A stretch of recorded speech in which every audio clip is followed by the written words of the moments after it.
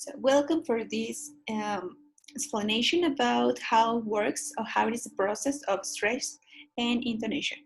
So first of all, we're going to check that when we talk about stress, we are focusing on that stress is related with the accent and with the patterns of English speech, it is determining the essential nature of the language.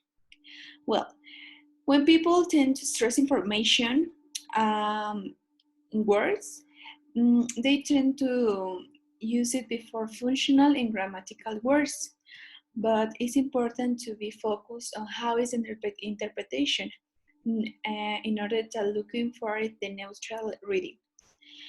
The utensils has an important role in this process of the stress because it determines how a speaker assumes this one. For example, in the stress information, we have this sentence: I met a man called John Smith last night in the pub.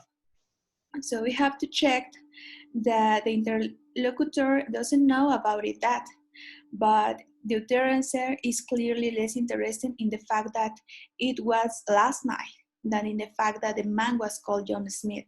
So the speaker tend to assume that in the pub is a commonplace enough assertion not to carry to the nuclear stress of this particular utterance. So in order to continue with the next part, we are going to check that the stress has different characteristics. For example, the perception, the stress syllables, and some examples. When we talk about the stress is applying more pulmonic energy, it means that it has a muscular effort and the production of the stress is more technically higher, subglottal pressure with pressure. When we talk about the stress syllables, we are going to identify that the stress syllables is a little bit longer. So it means that the syllables they surrounded, they seem to be longer too. An example is, for example, we have baba, baba, baba, where will appear to be a stress where the vowel is extended but not made longer. In contrast again, so it related with every syllable in terms of some speech. And we have the example with America. The characteristics of its word is that there are 4 syllables, 3 are weak, and the stress vowel is e, where there are similarity with the word Canada, according to the pronunciation.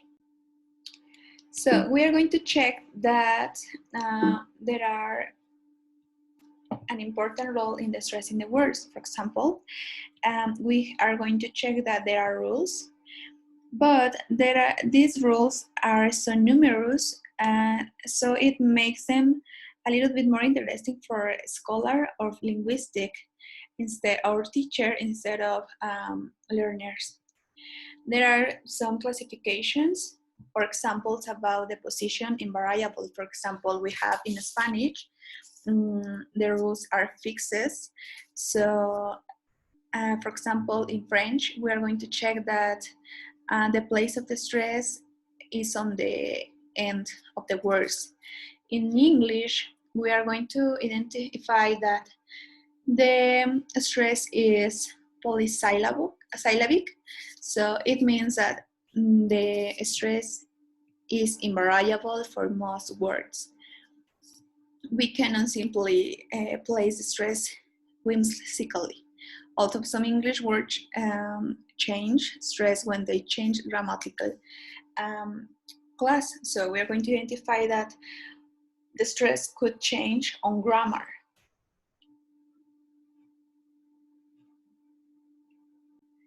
So as we are referring on English, the stress rules are based on 3 kinds of information. We have syntactic, morphological, and phonological. The characteristics of each of them are that, for example, in syntactic, it is more focused the stress on the part of speech. If we are talking about nouns, verbs, and adjectives, all behave differently. When we talk about morphological, we are going to identify the suffixes with tion and it, where the location has an important role. With the compound words, we are going to check that the stress is in the first element of the compound. But with the complex word, we are going to check that the prefixes and suffixes tend to stress in the root parts of the words. For example, we're going to have mismanagement, where the stress is in the second syllable man. And phonological, we are going to identify that on the nature of the final two syllables of a word, we are going to call them penult and the alt.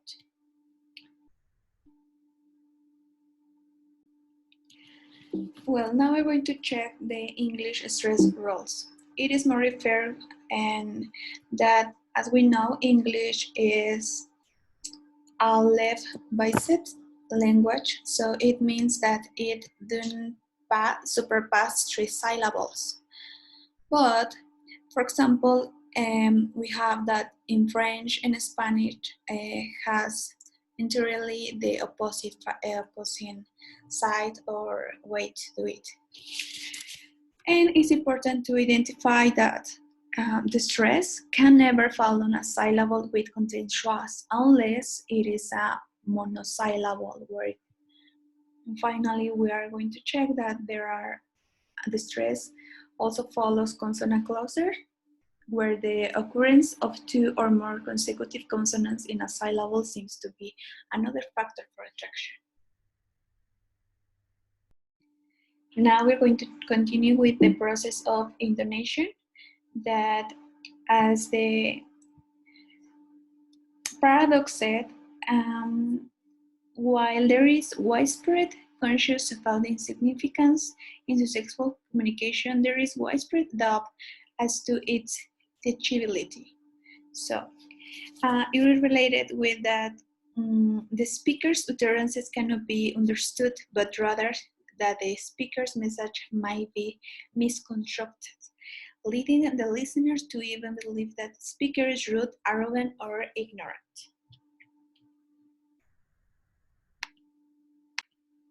And we're going to check that most Welsh speakers of English speak with a characteristic that is song intonation much more up and down than most English dialects. So another one is that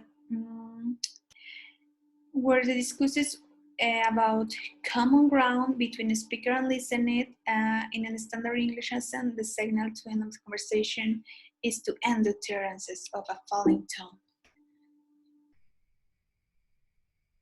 In this way. And for example, when we are checking the tone and pitch, we are going to realize that the prosodic features such as pitch, loudness, and leg are particularly important. And as we know, intonation is often called speech melody because it has different tones. So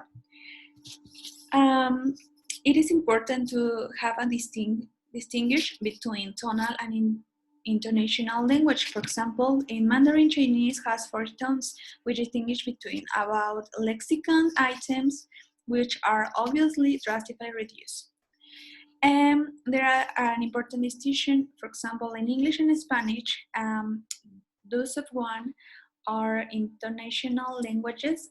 The tone one adopts for a lexical item cannot change the semantic basis of the word, but it can change the message conveyed by this combination of word and tone. And we are going to identify that the level tone can be significant, but in limited context. There are some variables can also affect our perception of the speaker intonation, such as voice quality and timbre, speed, and volume. For example, we are going to check that there are some functions. The first one is fall, where it is more focused on how is assuming as a simple monosyllable. Utterances such as yes is more or less neutral in function. For example, if someone is replying to a question with a falling, yes will be indicating that the question is answered and that there is nothing more to say. But when we have the function of rise, it is rise in reply of questions. So it is more focused on indicate that the speaker is willing to continue the dialogue. Another difference or variable could be fall and rise. It indicates partial agreement. It is rather more spatial and somewhat subtler in its implied message. And finally, when we have rise, fall, stronger feelings, we are going to check that it could convey a much stronger feeling as if the speaker was determining to leave an impression of personal convincing. And finally, we are going to check the tone unit. Well, it enables to marry stress and intonation. The tonic syllable is therefore the focal point of the message. We are going to check that there are multifaceted areas. For example, emotional, it is when we are trying to express attitudes, meaning. The other one is grammatical, where it's marking of grammatical contrast, for example, between question and statements. Another one is information structure, and marking of the discussion between what if, already known, and what is new. Textual is marking of the structure of larger stretch or discourse, such as the distinction, melody, shape, this characteristic different paragraphs in a news reading. And the fifth one is psychological. It is an organization of discourse into units that are more easily perceived or memorized, like our tendency to arrange telephone numbers into rhythmic chant. And the last one is indexical, markers of personal identify or group membership. For example, we have the certain groups have distinctive ways of intoning, such as preachers, sports, commentators, stress vendor, etc. And that's all for this time. Thank you very much for your attention. Have a nice day.